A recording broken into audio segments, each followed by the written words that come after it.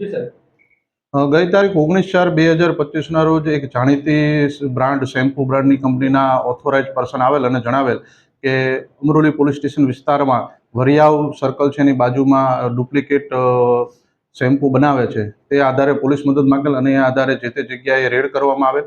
આ જગ્યાએથી કુલ જાણીતી બ્રાન્ડ જે શેમ્પુ છે એના 16 લાખનો મુદ્દામાલ મળી આવેલ છે.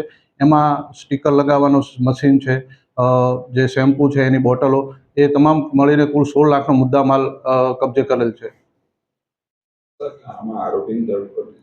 કુલ 3 આરોપીઓની ધરપકડ કરવામાં આવેલ છે, જેમાં એક જે કામ કરનાર મજૂર છે એની અને 2 માલિકની ધરપકડ કરવામાં આવેલ છે.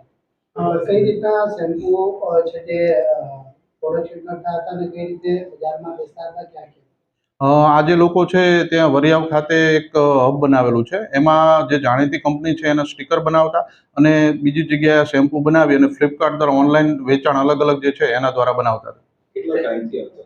અહીંયા 2 મહિનાથી ચાલુ છે અને આમ કુલ 7-8 વર્ષથી આ લોકો આ રીતનો ધંધો કરતા હોય એવું જાણવા મળેલ છે. કેવી રીતે સમગ્ર આ રેકેટ બહાર આવ્યું અને અસલી અને નકલીમાં શું તફાવત છે? જે દરેક ઓથોરાઇઝ પર્સન રાખેલા હોય છે જાણીતી કંપનીઓ બ્રાન્ડવાળા, એ લોકો આવી રીતે માહિતી મેળવતા હોય છે. એમને માહિતી મળેલ કે આ જગ્યાએ આ રીતે નકલી શેમ્પુ બનાવેલ છે, જેથી એમની બાતમી આધારે રેડ પાડવામાં આવેલી. તે લોકો બોટલ બનાવી એની ઉપર કંપનીના સ્ટીકર લગાવી દેતા અને જે નકલી માલ છે એને અસલી તરીકે વેચતા હતા. સર, કેવી રીતના આપણે પરખી શકીએ કે આ અસલી છે કે આ નકલી છે?